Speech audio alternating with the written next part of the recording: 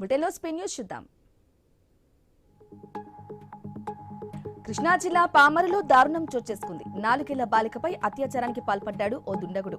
మనస్పర్ధల కారణంగా దంపతులు విడిపోవడంతో ఆ పాపను సమీప బంధువు ఇంటి వద్ద ఉంచారు. నిందితుడిని పోలీసులు అరెస్టు చేశారు. అతనిపై ఫోక్సో కేసు నమోదు చేశామని డీఎస్పీ ధీరజ్ సునీల్ తెలిపారు.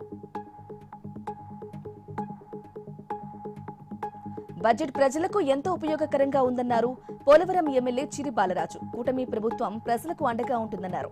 ఓటర్లు వైసీపీకి 11 సీట్లు ఇచ్చినా వారి ప్రవర్తనలో మార్పు లేదని ఎద్దేవా చేశారు.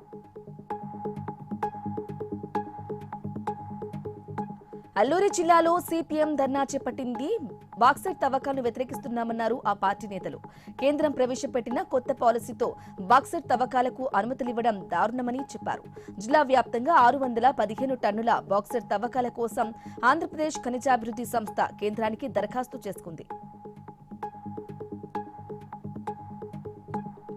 తంబలపల్లె కోర్టుకు జోగి రమేష్ సోదరులు హాజరయ్యారు. నకిలీ మద్యం కేసులో నిందితులుగా ఉన్న మాజీ మంత్రి జోగి రమేష్ సోదరులతో పాటు మరో 8 మంది నిందితులను పోలీసులు కోర్టుకు తీసుకెళ్లారు. ఇలాంటి అవాంఛనీయ ఘటనలు జరగకుండా కోర్టు వద్ద పోలీసులు బందోబస్తును ఏర్పాటు చేశారు.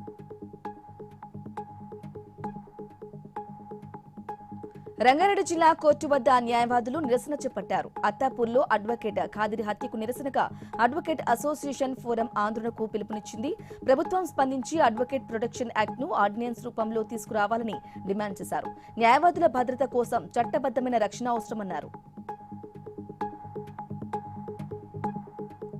పల్నాడు జిల్లా నర్సరావుపేటలో మొక్కజొన్న రైతులు కలెక్టరేట్ ఎదుట నిరసనకు దిగారు. కాలువలకు నీరు వదలాలని డిమాండ్ చేశారు. పొట్ట దశకు వచ్చిన పంటకు నీరు లేక ఎండిపోతున్నట్లు వాపోయారు. అధికారులు స్పందించి మొక్కజొన్న రైతులను ఆదుకోవాలని డిమాండ్ చేశారు.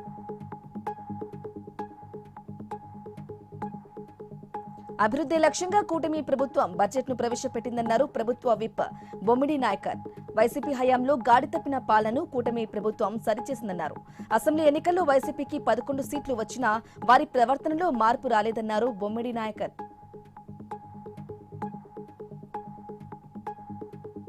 అన్నమయ్య జిల్లా రాయచోటిలో అంతరాష్ట్ర ముఠాను పోలీసులు అరెస్ట్ చేశారు. నిందితుల నుంచి ట్రక్కు, కారును స్వాధీనం చేసుకున్నారు. ఈఎంఐ పేరుతో రాజస్థాన్కు చెందిన డ్రైవర్ ఇర్ఫాన్ ను బెదిరించి ట్రక్ను అపహరించారని డీఎస్పీ కృష్ణమోహన్ వెల్లడించారు.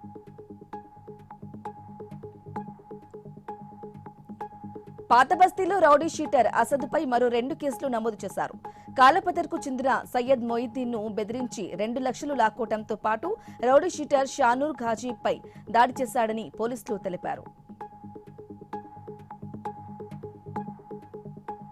కూటమి ప్రభుత్వంపై వైసీపీ అసత్య ప్రచారం చేస్తుందని మండిపడ్డారు ఎమ్మెల్యే బూర్ల రామాంజనేయులు. సంక్షేమ పథకాల్లో సీఎం చంద్రబాబు ఎలాంటి కోతలు విధించడం లేదన్నారు. కూటమి పాలనపై చర్చించేందుకు సిద్ధంగా ఉన్నామని సవాల్ విసిరారు.